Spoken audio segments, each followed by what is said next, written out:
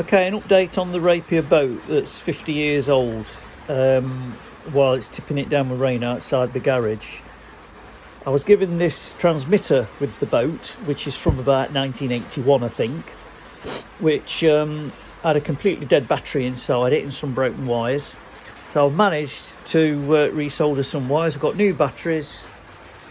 I've got and there goes the motor as I've touched the stick.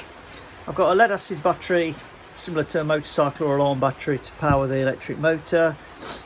Just 4 alkaline batteries in where the transmitter and receiver is.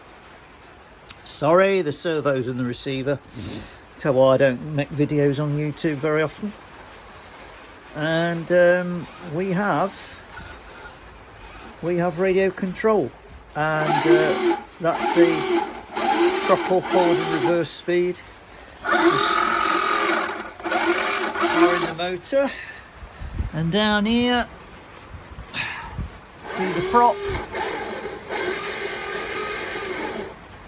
and the rudder. So now all I need is to find somewhere where I can actually sail it, which is probably going to be a little bit of a problem.